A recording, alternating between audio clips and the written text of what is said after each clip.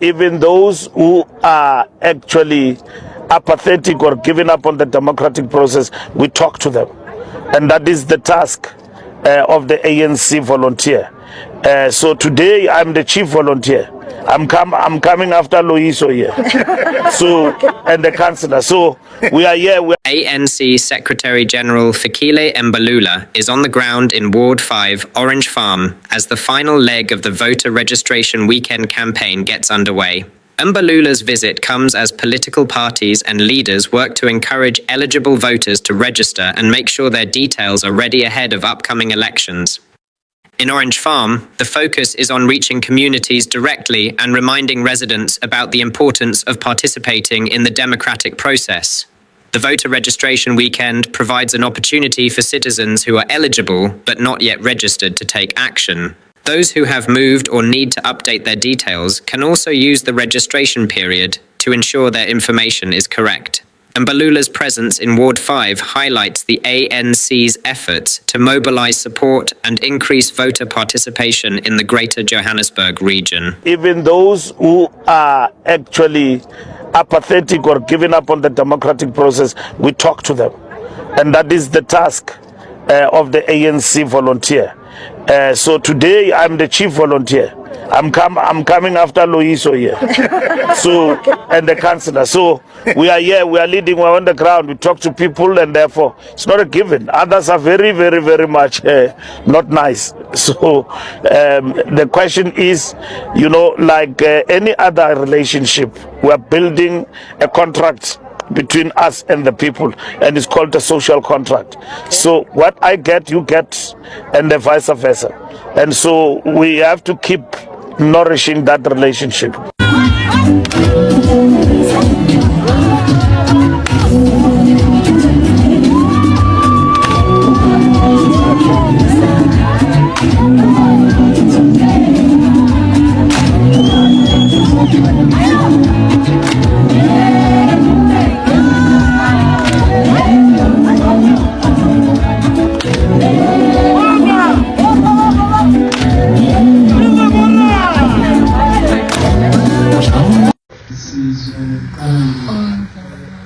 The next 5 minutes, we should be able to start.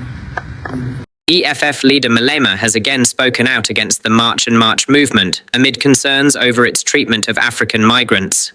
Malema condemned what he described as anti-immigrant and xenophobic actions, accusing the group of targeting African migrants and behaving like a vigilante movement. He also issued a defiant challenge, saying, "Beat me if you can." His comments come as tensions surrounding immigration and foreign nationals continue to spark debate in South Africa. This is the next 5 minutes, we should be able to start. So, thank you for coming.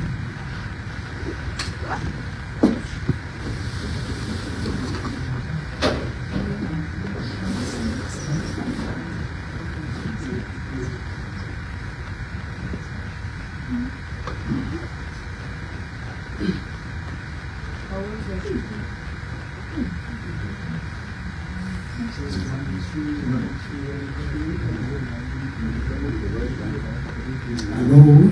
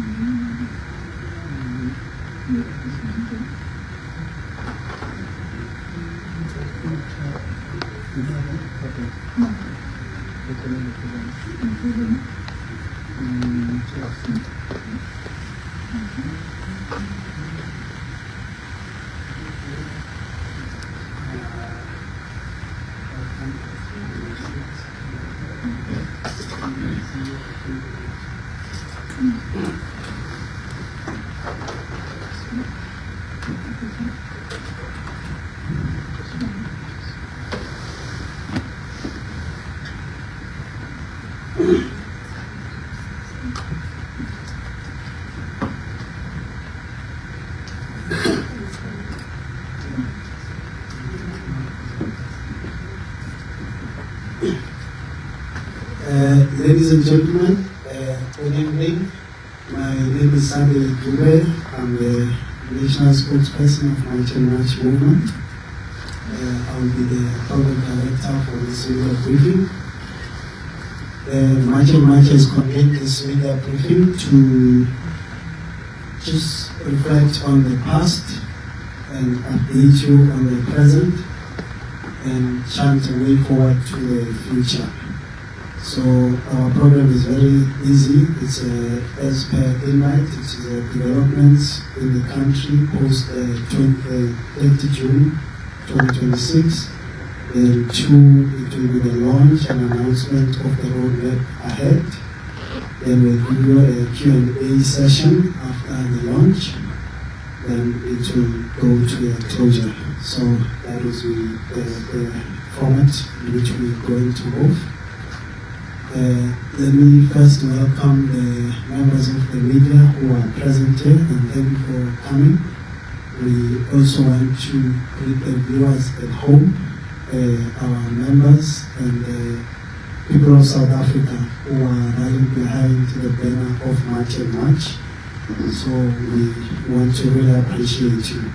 Without wasting of time, I would go straight to our first item, where we will have the leader of March and March movement, leader and founder, Mama Jacinta Zuma, to address the members of the media and the public. Thank you.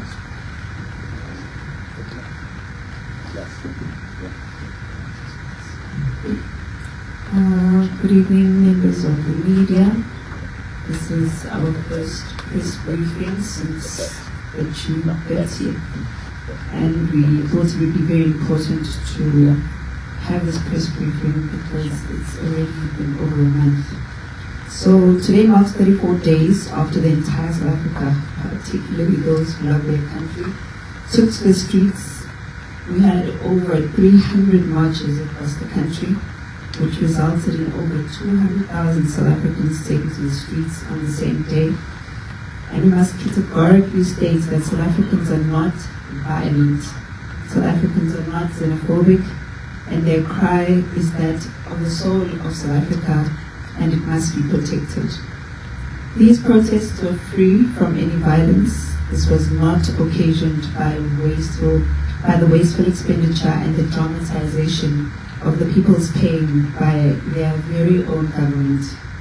We must state over and over again that there was no destruction of property, not because South Africans are scared of government or they're incapable, but there was no violation of the rights of foreign nationals, and it was not because of the police, but it was because South Africans love their country.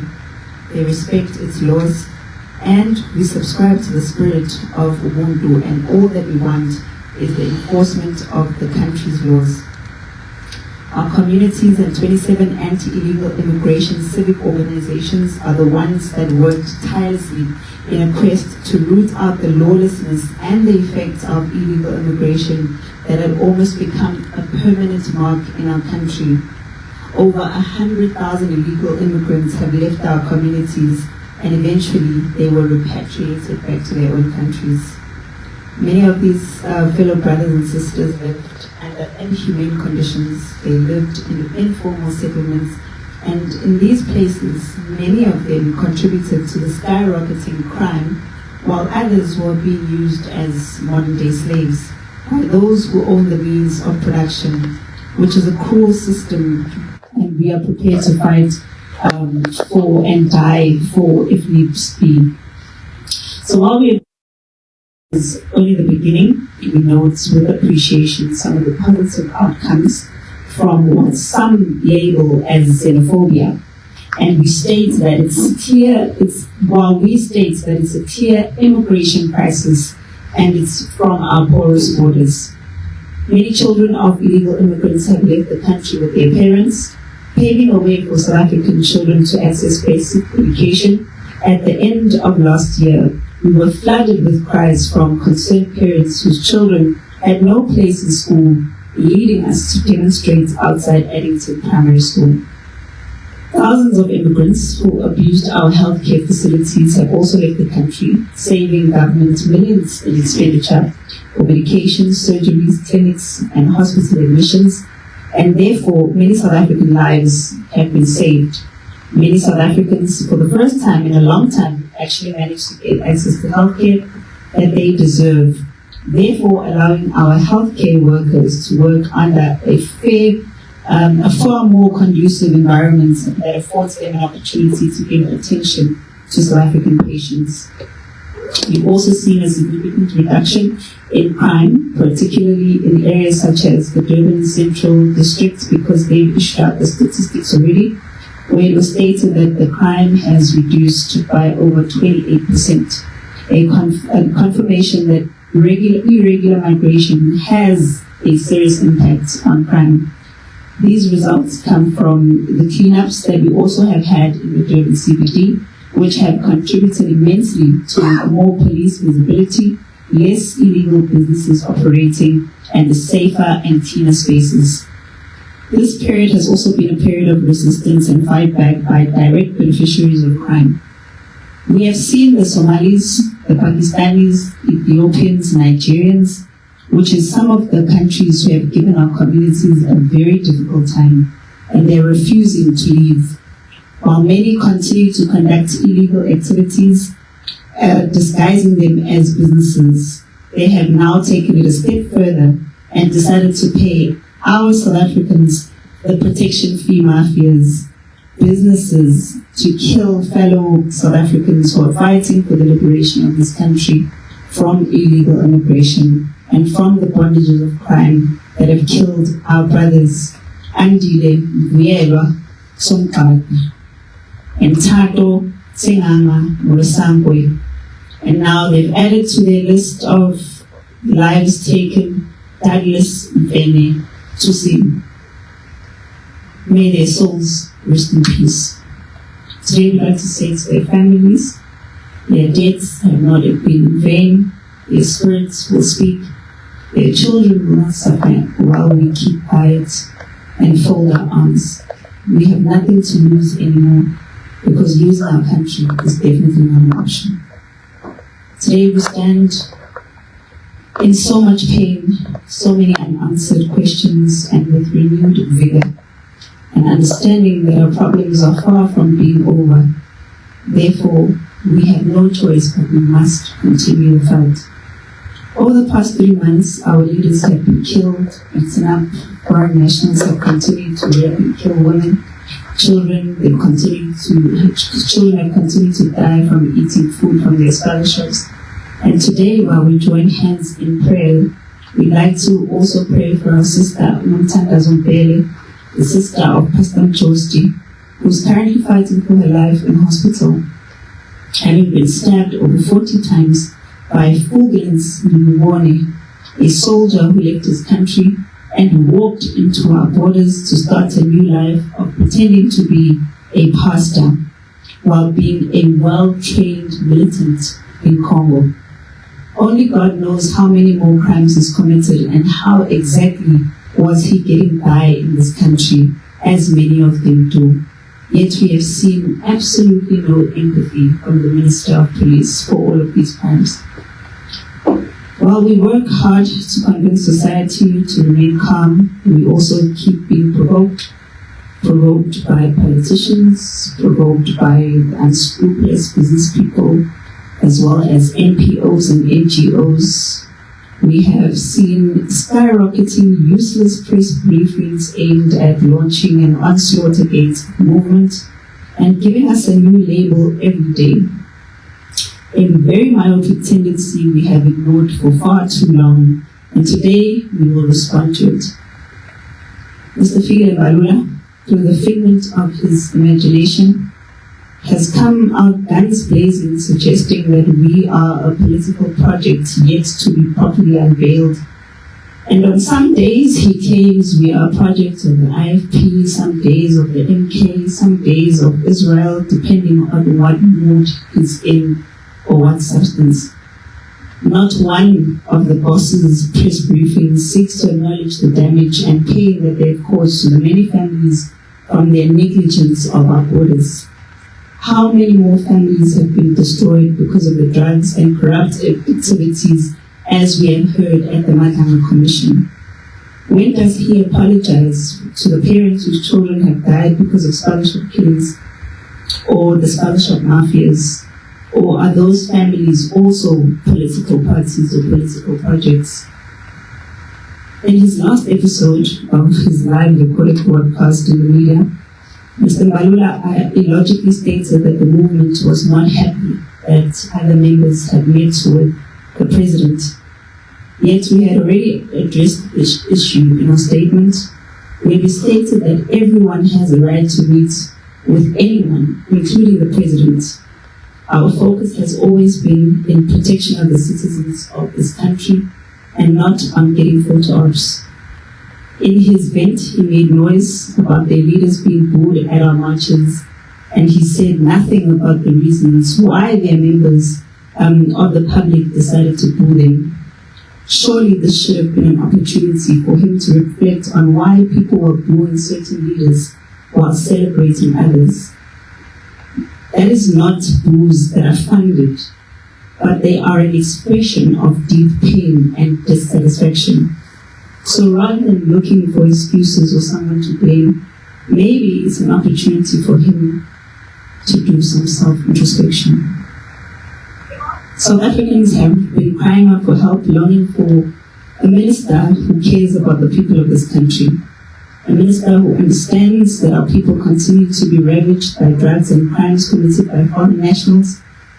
And this Minister of Police that we have does not ever, not once, meet with black communities to listen to our cries. He does not see a need to come to our townships and listen to what the people have to say. On the other side, yet the minister has continuously engaged with foreign nationals, particularly those from Pakistan and Somalia, and interestingly has left out those from Malawi, Zimbabwe and Congo. For many years, South Africans have accepted that they are second-class citizens in their own country, but today we confirm that they have decided to stand up for themselves, and they want to be treated the same way that minority groups are treated in the country. We have also noted with grave concern contents of a circular issued by the South African Police Service, which is dated the 20th of July 2026, under the hand of MJ Mamoteti, who is the Divisional Commissioner and Operations directing the member of all SAPS to refrain from participating in any action arranged by civilians to identify, threaten, and remove all foreigners as they came from their homes or businesses, or threatened to charge the police officers. He or she further directed that community leaders and private individuals who complained about suspected undocumented persons must be referred to the Department of Home Affairs or BMA.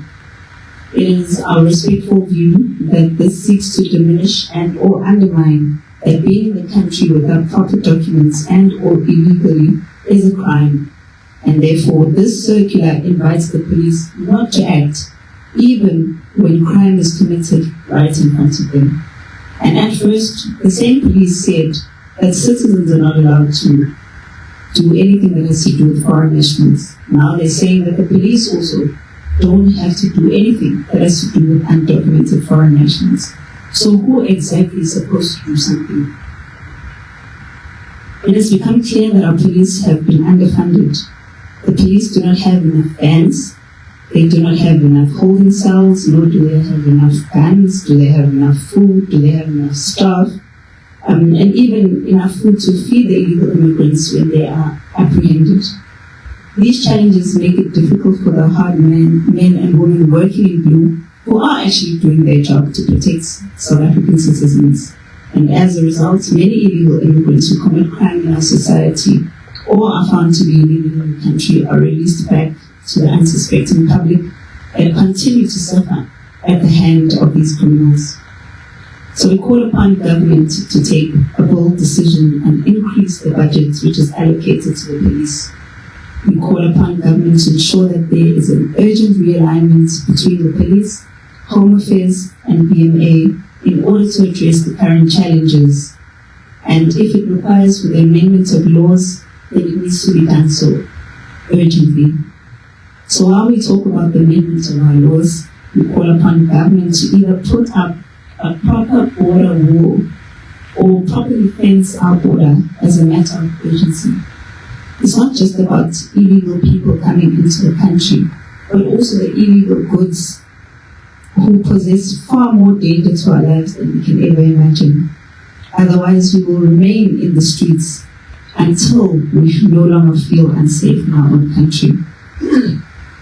Some of the positive is also gradually we are seeing large numbers of foreign nationals leaving our rural areas and townships, opening spaces for our people to run and control the township economy, which have been taken away from them. We have been working tirelessly behind closed doors, engaging with banks, businesses, business chambers, governments, traditional leaders, religious sector, and communities to ensure that we re-establish a viable economy owned by Black and marginalized people in our country. In the next 2 months, we will announce a massive partnership led by communities aimed at creating a voice for the voiceless in South Africa who want to run successful businesses. We have had successful engagements which are currently ongoing with role players within the delivery industry. The industry offers opportunities to about 10,000 young people who are currently looking for jobs in that sector. And we are working with all role players in a quest to ensure that this industry is reserved only for South Africans. Because I can assure you there are no jobs that South Africans do not want to do. The movement is also not born out of hate or seeking a political spot in government, but it is a machinery in the hands of South Africans which should be utilized forever. The movement has done a careful study to study of the problems facing the South African people, Black people in particular. The question has always been who speaks for South Africans, and the answer is other than politicians who have been placed in parliament, absolutely nobody. South Africans live in an unsecured country with no borders, and apart from marching and voting, they have no one to look up to help. Their people die at the corridors of hospitals without medical attention. Their pain goes unnoticed. Their children are deprived of their right to study robotics in rural areas and townships, a right not provided because the budget goes to people flocking into a country unknown. The police remain extremely underfunded, yet the citizens have nowhere to go to complain. Today we announced the movement's bold decision to establish a forum for all South Africans and Blacks in particular. This forum will provide justice to the voiceless South Africans, who for many years justice had remained a distant cousin. We have established a non-profit entity which shall trade under the name of SA First Forum. This organization will be the vanguard of South African citizens. It will, as and when necessary, litigate against the states and predominantly Black people, owners of the economy and private individuals. The objective of the forum is to create a justice and legal buffer. South Africans who cannot vindicate their legal rights, the first case to be dealt with by this forum shall be in relation to the circular which has been issued by the South African Police Service, which we deem to be unconstitutional. The people of our country continue to suffer untold pain as a result of drugs sold to the youth, and at the pace at which the country is going, this means we will have no men in the near future. Either they'll be high on drugs or illicit alcohol. Young children continue to be trafficked daily, and sold as sexual slaves across the country and across the world. Communities still live in squalor with no basic services, sometimes with no shelter over their heads. And the movement has once again decided to establish a foundation tasked with the responsibility to fight social ills in our communities, run programs to take young people from the streets, help them to survive and come out of drug addiction, and integrate them back into our communities, and help young women claim their lives from prostitution in a claim to relive a meaningful life. The movement will also use this foundation to engage with all the like-minded South Africans to fund the education of a black child, build a safe net for the future of our country. The foundation shall trade under the name and style M&M Foundation, and this entity has been registered as a non-profit organization. The movement shall engage in the process of establishing boards for these entities and appoint acting chief executive officers in the next coming weeks. We wish to record that our efforts have not been in vain.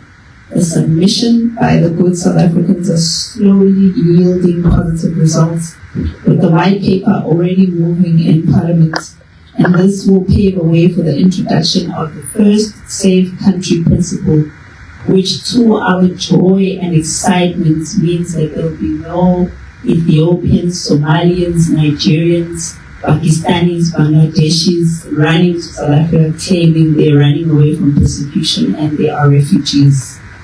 We can't wait for that. We also want to thank the Director General of the Department of Home Affairs, Mr. Tommy Makode, who has been very, very helpful when it comes to issues that we raise that have to deal with the issue of illegal immigration.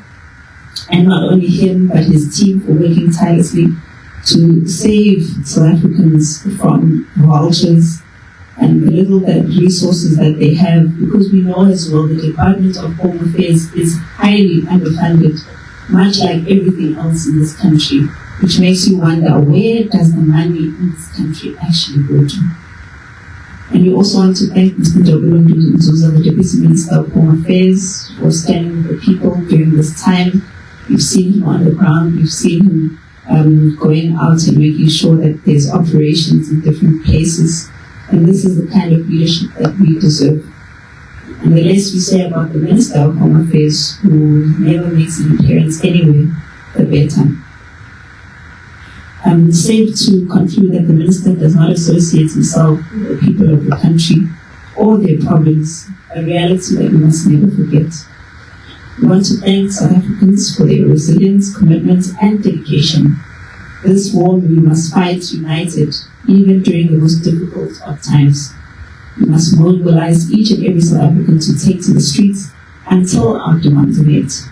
We must fight until all illegal immigrants have left our country, particularly those who are stubborn and are in the pockets of politicians. And remember, we did say that we give the government 3 months for phase 2 and another 3 months for phase 3. So currently we are in phase 2 and the 3 months ends in September. We will be engaging with progressive security companies to join hands with us in protecting our communities and fighting against the protection fee mafias. We further call on our SAPS to investigate all the security companies involved in these heinous acts, including Serum. We thank all those that have supported us in the business and religious sector. And we also ask that the laws of this country apply to every single person of every single race, every single religion, and of every single class. Lastly, we thank the citizens and movements that have worked with us for the 30th of June protest, and to those that continue to work with us to ensure that our Thursday marches, pickets, and operations continue to be a success and will continue to happen all across the country. We are grateful to the legal people of Zimbabwe who came out to support a protest that was actually meant to be in solidarity with the people of Zimbabwe at the Zimbabwe Embassy. But it looks like we can no longer create a place of comfort for Zimbabweans, since many of them decided not to protest in Zimbabwe. That means that our efforts had been in vain, and the likes of Mbalula had been incarcerated for no reason.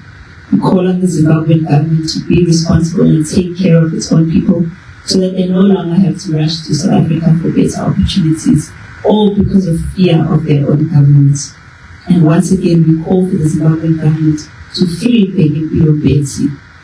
But from what we're hearing, they have actually released him on bail of $200 for simply staging a protest. And lastly, we would like to call on all the governments and the presidents that are currently in South Africa for the SADC. We have been barred from protesting because of the SADC, but our message must still go to them that while they are here in South Africa and while they are here in Durban especially, they must make sure that when they leave, they have come together and made a decision on how they're going to take care of their people and live with them. Unlike the president of Malawi, who came to South Africa while his people were in thousands at the drive-in, and he decided that he must just go back home without even so much as lifting a finger to show concern for his own people. That doesn't speak of a caring government. And the same care and love that they want us to have is the same care that we must see for them, from them, that they have for their own people. So instead of crying about xenophobia, the conversation needs to change now to being about African leaders and why are they continuously being dictators and mistreating their own people. If we were able to fight oppression back in the days and free ourselves from the oppression of white people, why then are our African people so afraid of fighting oppression from their own black leaders? So we call upon all of them to spend more time talking about the problems in their country, fixing the problems of their country, and less time talking about South Africa and what South Africans do in their own country. Thank you very much.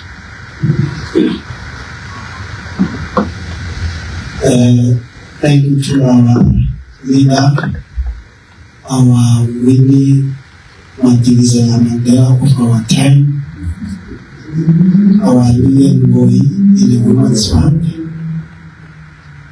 So this is the statement of March and March movement. We want to just go straight to the Q&A session. We will allow 5 questions at a time so that we can see if we can respond. Let me open that opportunity for questions. Let me know hands.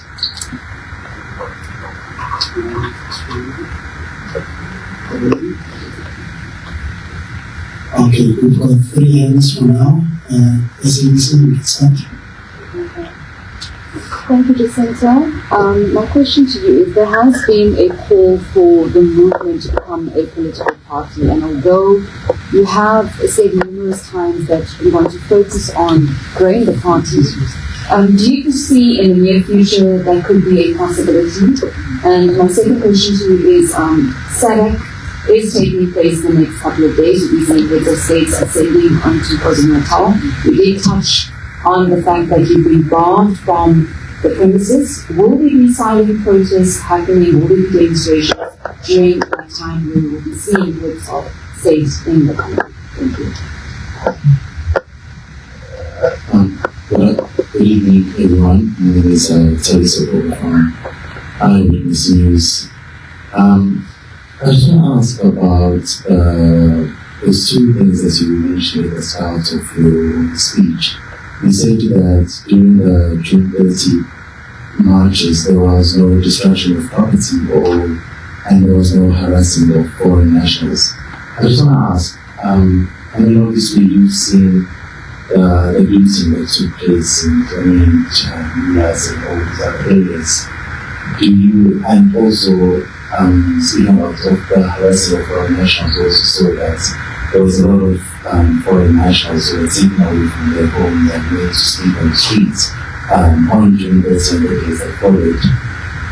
By you saying that there was no destruction of property or harassment of foreign nationals, are you then insulating the movement from these ancillary events that happened during time at the university? Thank you very much. I'm a freelance journalist.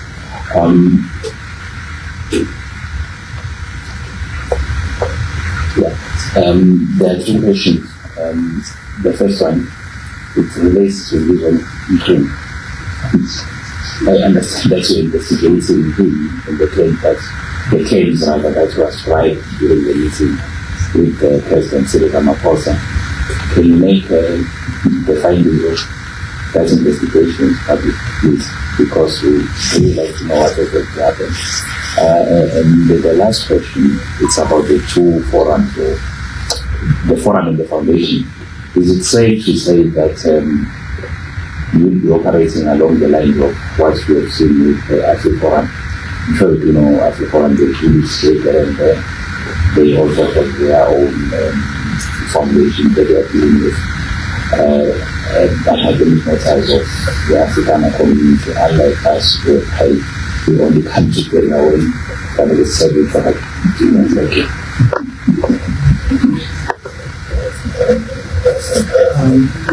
I think it's still first. Okay, we'll take those three first and then we'll go around. Thank you. Okay, thank you so much. Question about the movement being a political party. I think there's a lot of pressure on people.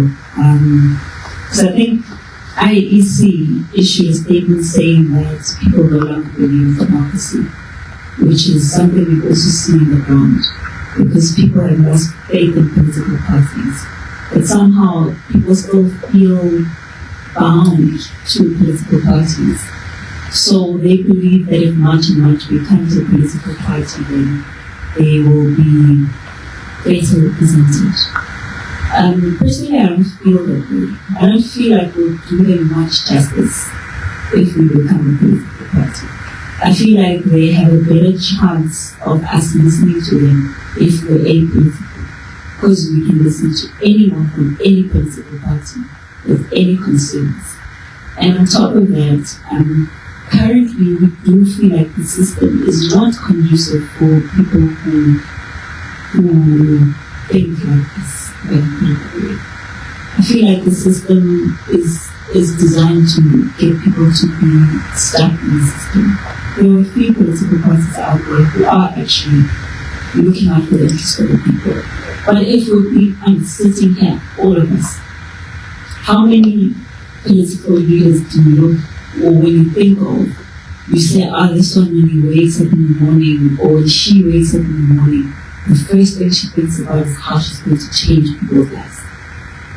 I think politicians have made it a norm that the first thing they think about is how they're going to steal, how they're going to loot, how they're going to get money for themselves and their friends and their family. And we need South Africans to first cleanse themselves of that, because we are the ones that vote for people like that. So unless South Africans make a decision to say we are tired of this and this is what we want, then we will be no difference. We'll serve no difference because we'll be still in the same system. And then in terms of SADC and protesting, I think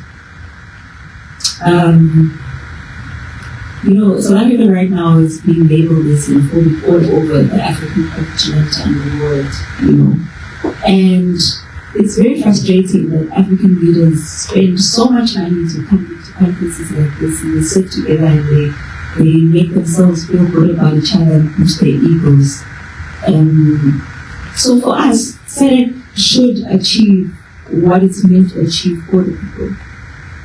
And if it doesn't do that, then we have to make our voices heard, not just as South Africans. That's why I wish other African citizens would focus more on their countries than they do in South Africa. Then our voices will be more impactful to things like SADC or the AU or parliaments, Then we will have a stronger chance of actually being a continent that makes the most of the resources that it has. But at the moment, I don't think we're able to achieve that. And when the opportunity presents itself to make our voices heard and said, we'll definitely take the opportunity. But the message is really, I feel like our government should be giving us as much and much, especially an opportunity to talk in that side, so that we can tell people the truth, or those leaders the truth that they don't want to hear. But unfortunately, we're in a country or in a system where people only want to hear from people who agree with them, unfortunately. Because if they were honest with themselves, and if our government were a real government, they would make sure that much and much is there and is given an opportunity to speak to those select presidents. Because I know the problem with going there and just staging a protest is they're going to use the opportunity, as they did with Operation Prepare, to make them seem like vigilantes. And that's not the stand that we want. We want a proper opportunity to tell those African leaders exactly what the problem is in Africa today. And it's not much, and it's definitely not xenophobia. We asked me about looting and harassment. And I just want you to make it clear. I think the government of South Africa can stand their public platforms and shout that we funded by Israel or whatever. But at the end of the day, they've got all the resources to prove that we are. So if our government wanted to prove that we are funded by Israel, they would have proved it by now. And if our government wanted to arrest us for looting of others, they would have done it by now. But the reason they're not doing it is because they know that's not who they are. It's not what you preached, it's not what you encouraged. So the people who have been looting and doing whatever they've been doing in those areas, we ourselves have encouraged the government to arrest them, because that's not who we are. The minute we've been saying, the minute our conversation gets diluted around issues of crime and violence and violations of people's rights, etc., then the movement loses who it is. You're saying that foreigners were booted out of their places. And this is where I need the media to be honest. And I'm saying you guys, because obviously you hold a far greater responsibility of controlling the narrative. Because we know since 2008, South African communities have been fed up with foreigners and illegal immigrants. We know this. It didn't help that on Sundays the shows like Sibotola or Viva or the other shows that are there on TV that expose or fake marriages or like fake pastors. That didn't help either.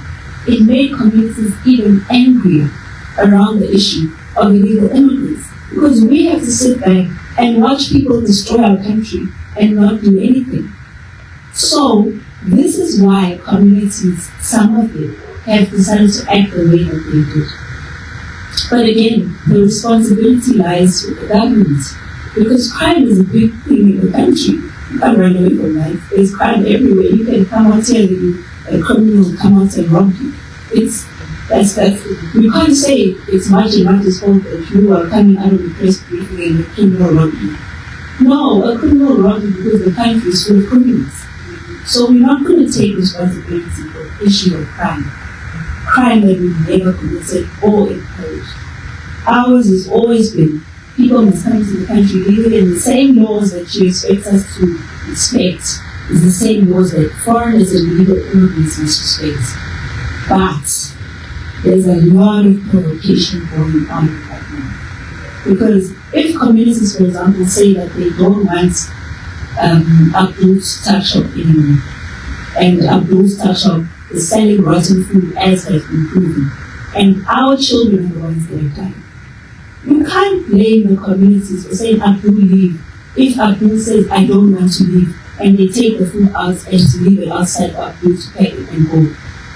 That's not fair, because you're saying that communities must leave their children to die because you want to protect certain people or certain groups for certain reasons. It can't be fair.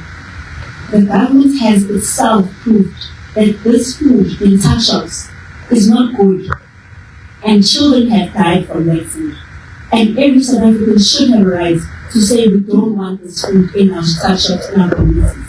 If the food is so great and the government thinks so, they must take it to Shanghai and take it to Berry Road and take it to Santon and take it to all these places. You can't say it's black communities that must stay with Abduls and then with their rotten food while when you're not going to give the same standard of food to white communities and Indian communities. No. Or Kali communities or any community. No community deserves that. No community at all deserves that. So all of them must leave if the community doesn't want them to leave.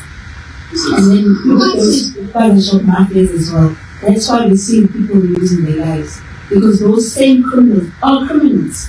But nobody wants to talk about the criminals. We talk about the reaction of the communities to the criminals, which is what I find to be very unfair.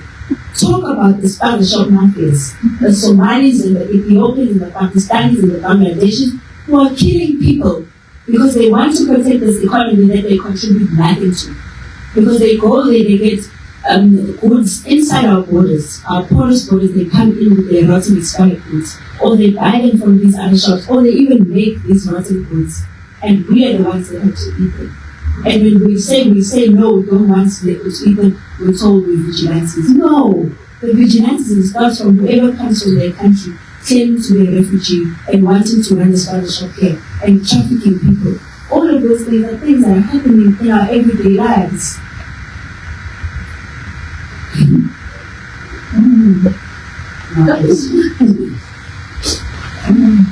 I think, let me put it this way, with the meeting with the president, the best person to know what happened with the money, if there was money, where the exchange, who deposited, who was paid, and then the full amount wasn't given, and then it was later, is Mbalula, because it was the two of them who went to the meeting. So I think the perfect person to ask is Mbalula, to ask about Mbizwe, ask Mbizwe about Mbalula, we'll get the perfect answer there. For us, we can only take from what we're getting. But unfortunately, with this is a true story, I mean, we're getting persuaded as well that it's okay, we understand. It's not easy to leave something serious like this. You know, we're not creating content while this is serious, this is people's lives. So I think the aspect or the time for content creation is over now. Now we're dealing with serious things. I think that's where we end with the issue, because I think it had its time and the time is over. Now we're into serious things. Yeah. And in terms of the two forums, I'm going to answer Michelle. So yeah, I think the African forum, I can definitely 100% yes, that is the idea behind it. Because from the many instances that we've heard, while South Africans don't know their rights, and with not knowing their most basic of rights, they end up being abused by the very same people from the very same system. Police from police, right? So you find that foreign nationals know our laws more than South Africans, and they capitalize on it. So we don't want a situation where there's a case, for example, like Pastor Joseph's sister, which is what really made us even more convicted. Because when we started this entire movement, that was one of the things we had first on top of our list. But when we saw Pastor Joseph's sister and going through what was going on, you know, from this man, pretended to be a person who's a priest, but he was also working in the car guard, comes into the country, pretends to be from Burundi, he's a trained militant soldier, and has access to people's homes because of his pretense to be a pastor. Then when he's done all of this, he stabs her so many times. He has a protection order against him already. He cuts himself, the police take him to Wentworth Hospital. When he gets there, he went for a cut on his hands. But when he gets to Wentworth, he gets another foreign doctor, who's a foreigner, who then decides, no, he's going to take him to a mental ward. So now, this man is almost getting away with the crime because of a doctor, a professional, who's a foreigner. So where are we safe as South Africans?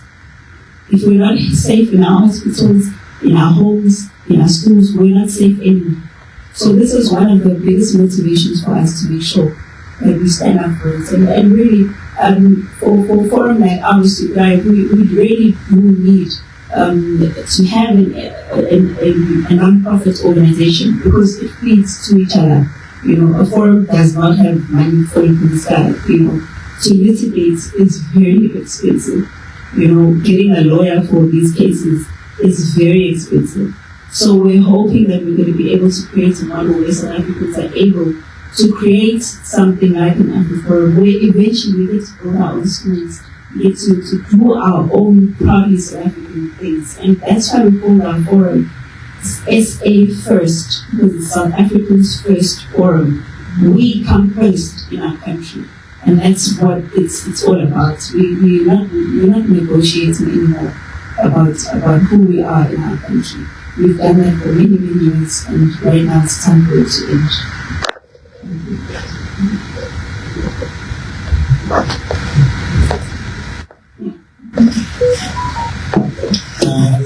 We covered this very well there. Perhaps let's open for a second session of questions, if there's any. It's number one there. Do we have anyone?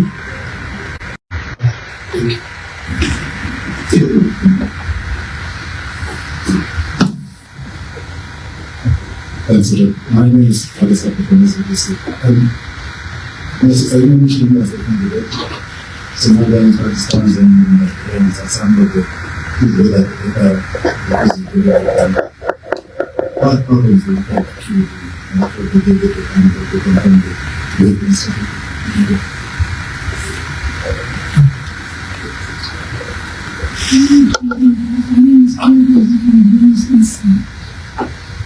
I have just two questions there.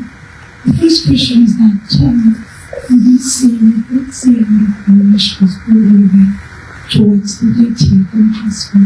When you go to companies, you get very tired with a lot of people, and there's so much job opportunities out there. Even the pictures and the owners and sometimes say, we complain that our own graduates, the doctor, are literally so lazy to work. I will have able to two interviews after last week, where the owner was saying we refuse to work from 6 o'clock to 6 o'clock at night. They're telling me tired, they're telling this. We end up, the South Africans, they were controlling the scene, and they said, probably what you're taking, that's it, is the job opportunities now. And if I could just say this, we call it auction. We have a joint office in Sweden, we can get to 7 persons how our ladies is opportunities are being and not going there. What you're talking about?